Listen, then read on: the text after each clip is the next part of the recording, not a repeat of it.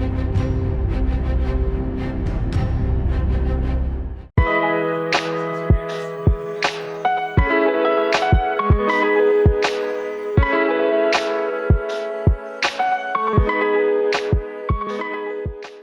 Broadcasting देख रहे सभी दर्शकों को नमस्कार। मैं सिमरनजीत कौर लेकर हाजिर हूँ बीटीवी ब्रॉडकास्टिंग का बी टाउन शो। शुरुआत करते हैं शो की इस अपडेट के साथ।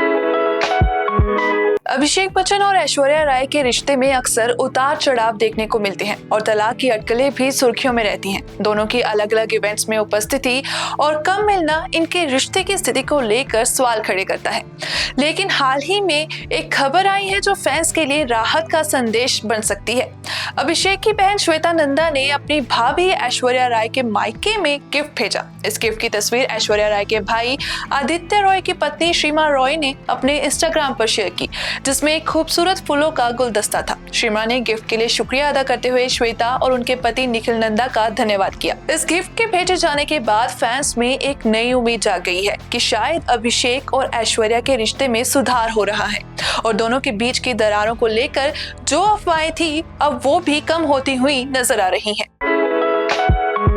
तमन्ना भाटिया और विजय वर्मा इन दिनों अपनी डेटिंग को लेकर चर्चा में हैं। दोनों अक्सर एक साथ नजर आते हैं और हाल ही में खबर आई थी कि दोनों अपने लिए नया घर देख रहे हैं, जिससे शादी की अफवाहें और भी जोर पकड़ गईं। हालांकि दोनों ने इस बारे में कुछ नहीं कहा है, लेकिन तमन्ना भाटिया ने शादी के बारे में हिंट दिया है, जिससे फैंस को और भी ज्यादा उत्सुकता हो गई है। एक इंटरव्यू में तमन्ना ने शादी को लेकर कहा, मैं अभी अपनी लाइफ में बहुत खुश हूँ, शादी भी हो सकती है, क्यों नहीं। उन्होंने ये भी कहा कि शादी के बाद उनके करियर पर कोई असर नहीं पड़ेगा और वह एक्टिंग करती रहेंगी।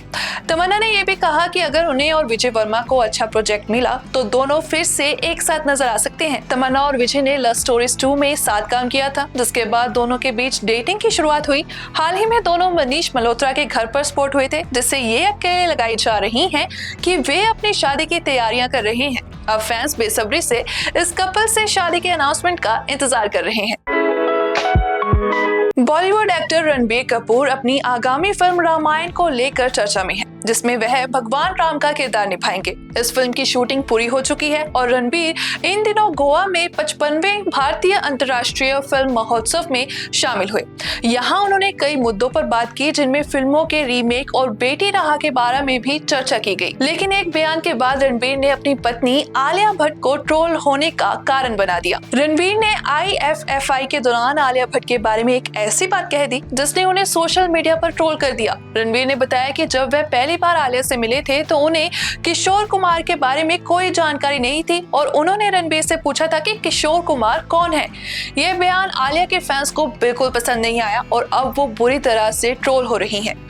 रणबीर ने आगे कहा कि हमें अपनी फिल्म इंडस्ट्री की जड़ों को संजोने की जरूरत है और हमें अपनी विरासत को याद रखना चाहिए। उनका मानना है कि जैसे नए कलाकार आते हैं वैसे ही पुराने कलाकारों को भुला दिया जाता है। उनका ये बयान आलिया भट्ट के लिए मुश्किल खड़ी कर गया, जिससे उन्हें सोशल मीडिया पर आलोचनाओं का सामना करना पड़ रहा है।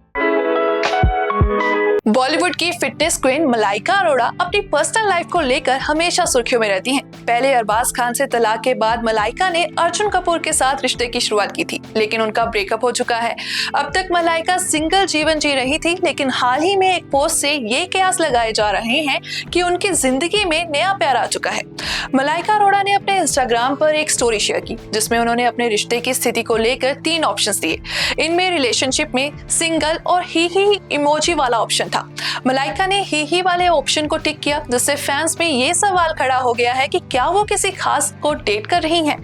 मलाइका का ये पोस्ट फैंस के लिए एक पहेली बन गया। हालांकि उन्होंने इस बारे में सीधे तौर पर कुछ नहीं कहा, लेकिन उनकी स्टोरी ने ये जरूर संकेत दिया कि वो अब सिंगल नहीं है।